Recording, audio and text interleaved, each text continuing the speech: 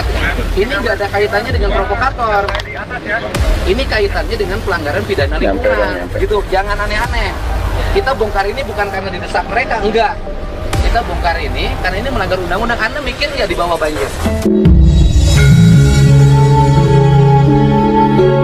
Deddy Mulyadi, kalau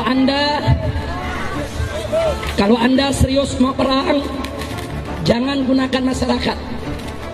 Ayo kita janjian saja. Hari apa, tanggal berapa, jam berapa, tempatnya di mana. Anda yang tetepin, kita akan datang. Takbir! Saya mau tanya umat Islam, siap hadir?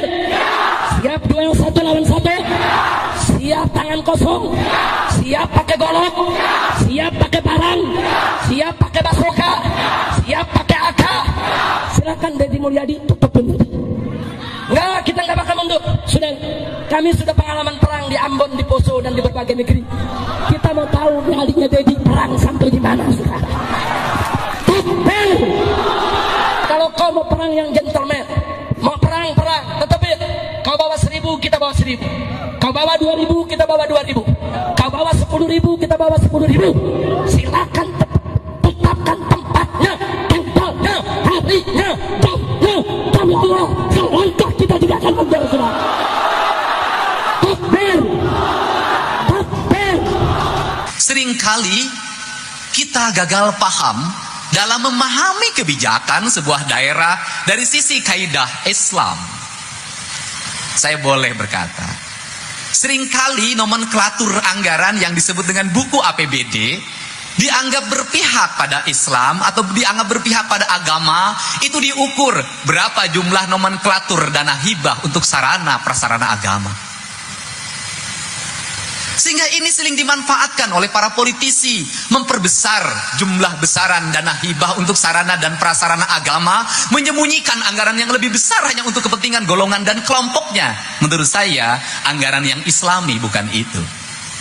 Tetapi anggaran yang Islami adalah kembali pada makna ketika Rasulullah memungut zakat dan zakatnya disimpan di Baitul Mal. Baitul Mal itu menjadi rumah negara. Kalau sekarang namanya APBN atau kas negara. Seluruh kas negara itu digerakkan untuk bagaimana melindungi 8 asnaf dalam zakat itu. Kalau kita menggunakan tafsir itu, maka saya katakan sesungguhnya pajak yang dipungut oleh negara, yang diprioritaskan yang utama adalah 8 asnaf yang harus diselesaikan karena negara sudah memungut dari berbagai lapisan.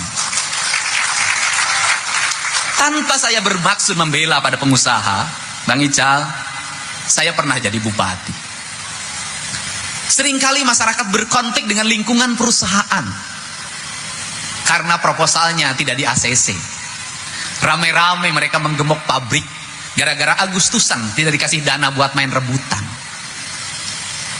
Saya selalu tampil membela pengusaha, bukan berarti mengecilkan aspirasi masyarakat. Dan saya katakan, yang salah bukan pengusaha, tapi yang salah kami, para pengelola anggaran negara. Di mana letak salahnya? Pengusaha sudah bayar pajak, dari mulai pajak bumi dan bangunan, PPH, PPN, seluruh pajak itu masuk dalam kas negara. Mulai APBN, APBD provinsi sampai APBD kabupaten, sampai urusan air pun dipajak. Apa yang tidak dipajak di negeri ini? Pajak apa yang tidak dipajak di negeri ini?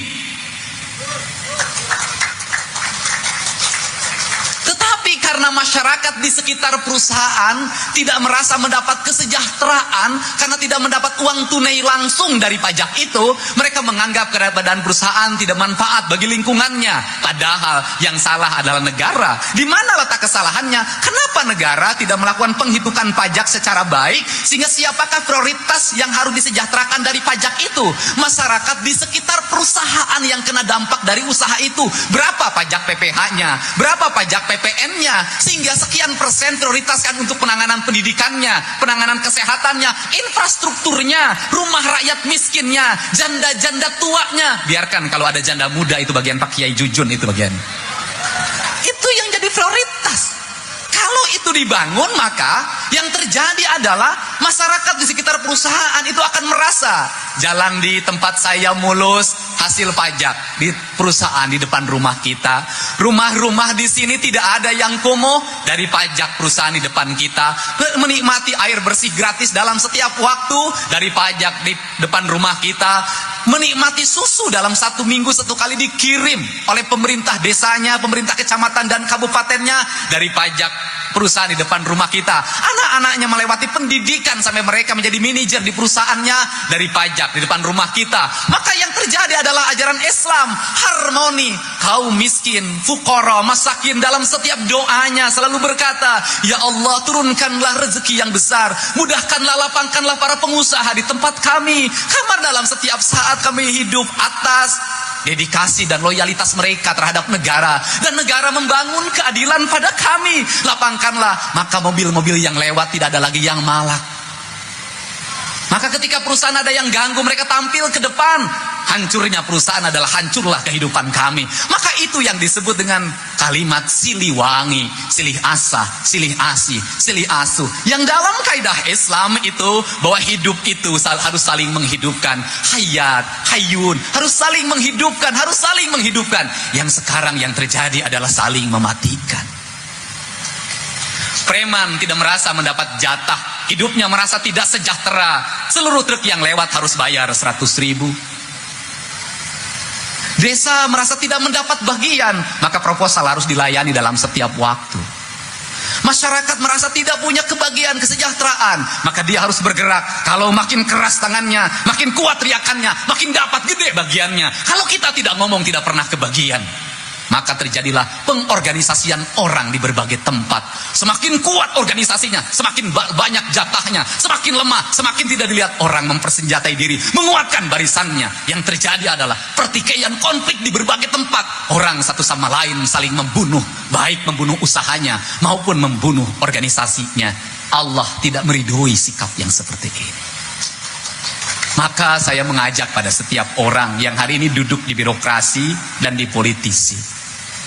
Seringkali kita ini berdebat panjang di berbagai daerah tentang politik.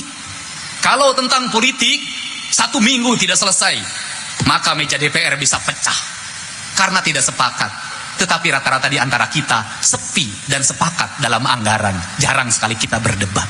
Padahal esensi kesejahteraan itu politiknya di politik anggaran. Maka saya mengajak pada semuanya, mari kita rubah. Keberpihakan anggaran kita adalah keberpihakan pada ara'aital ladzi yukadzibu biddin fadzalika ladzi yad'ul yatim wala yahudu ala tu'amil miskin. Jangan sia-siakan umroh kita dan haji kita karena ketukan palu kita tidak pernah memperhatikan anak-anak yatim, janda-janda miskin, orang-orang yang tidak punya pekerjaan. Sebenarnya itulah prioritas utama dalam kebijakan negara kita, dalam berpolitik di negara yang berpancasila ini. Inilah harapan kita. Sehingga semakin banyak anak yatim yang harus disantuni. Sesungguhnya kita jangan bahagia, tetapi kita sedih. Negara gagal dalam merawat anak-anak yatim, sehingga masih harus disantuni oleh orang-orang yang kaya. Seharusnya negara merawat anak-anak yatim dalam setiap saat, karena undang-undang dasar mewajibkan itu semua. Fakir miskin dan anak terlantar seharusnya dipelihara oleh negara. Komitmen kita bangun. Mari kita berpolitik, berpihak pada kepentingan 8 asna. Sudah selayaknya bangsa ini sejahtera. Sudah selayaknya rakyat ini sejahtera. Karena apa? Karena kita sudah bayar semuanya. Kita bayar pajak, kita bayar retribusi, kita bayar zakat, kita bayar infak, kita bayar sedekah. Sudah semestinya sejahtera. Kalau belum sejahtera, mari kita introspeksi, berarti ada yang salah dalam tata kelola keuangan kita.